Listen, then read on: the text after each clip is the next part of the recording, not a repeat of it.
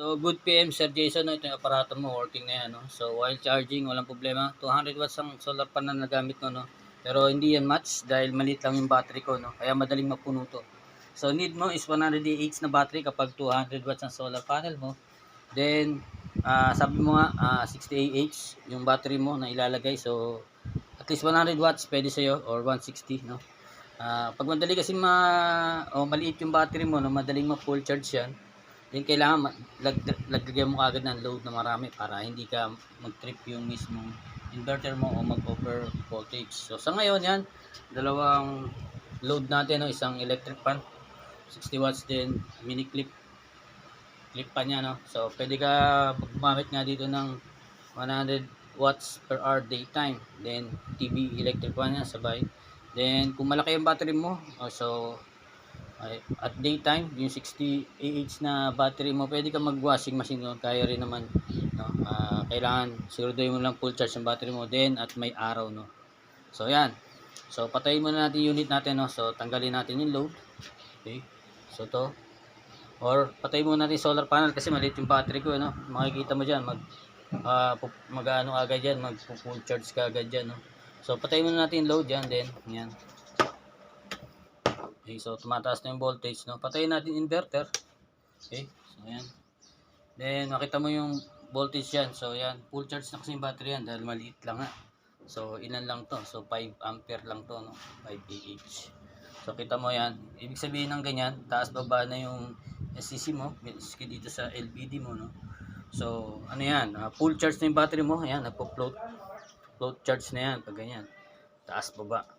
So, patayin natin ang solar panel. So, ito yung icon ng solar panel mo, no? Yan. So, mawawala ngayon yan. Then, yung inverter, no? Mawawala LBD. Then, huli is yung battery. Yan. Okay. So, darating sa iyo aparato mo, sir, no? Sir Jason. Ito lang yung mismong nasa board na yan. Then, walang wire para sa battery. Walang wire para sa PP. So, meron naman akong link. Pwede mong orderan, no? Yan. So, pag i-open mo na, so positive to negative lang naman. Ito yung wire ng red is positive, black is negative. Parehas dito sa battery, no?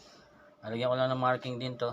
Then red is positive, black is negative, parehas sa battery, no? Then itong inverter, so diretso dito sa battery. So makita mo naman, no? Pakadali lang naman yan. So positive is positive to battery, then negative is negative to the battery, no? So dito rin positive, then negative solar panel. So pasip ko na sa iyo ito mamaya, no? So buksan natin yung unit mo. Unahin mo naman is yung battery para magkaroon ng initialize yung SCC natin, no? Ayan. So na-detect na yung battery mo, 12 volts yan. So 13 ang nare-reading niya. Then yung inverter, no? Ayan. So ayan, meron tayong voltage dito na 13.1, no? Magkaroon ng 1 o 2 difference, walang problema, no? As long na tumataas yung voltage mo habang tina-charge mo sa solar panel. So power mo yung inverter mo, ayan. So meron din reading dito, 12.5, 12.6, no? Walang problema yan. Okay, so lagyan natin ng load, clip on. So patay pa yung solar panel natin, no? Ayan. Ayan. Kasi kapag mismatch yung battery mo, katulad nito, maliit. Then solar panel mo malaki, madaling full charge yung battery. So kailangan akma siya, no? At least 50% ng battery yung solar panel. So for testing lang to ginagawa natin, no? Dahil nga may ginagawa dyan sa lugar ko, no? Then to, ayan. Electric fan. Ayan. So kayang-kaya ng maliit na battery pero hindi to yung akma dito, no? Then yung solar panel para mahabol mo yung voltage mo sa battery. Ang cutoff nito is 11.5. So 11.5 is low bat.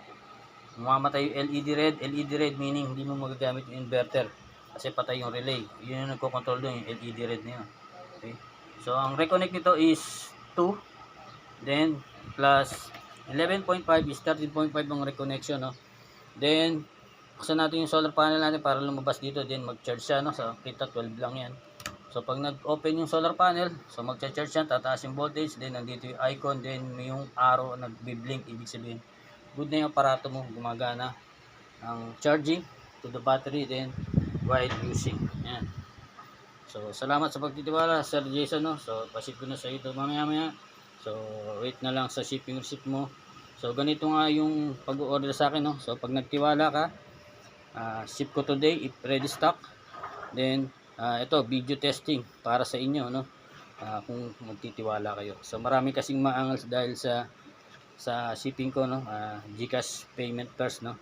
Pero wala magagawa, ganun talaga kasi ayoko rin naman ako ng mga scam, no. Parehas nyo, ayoko rin mga scam. COD tapos ibabalik, no. So ganoon na lang. Ganun talaga ako, payment cash o GCash payment first, no. So salamat sa pagtitiwala, Sir Jason, no. So God bless.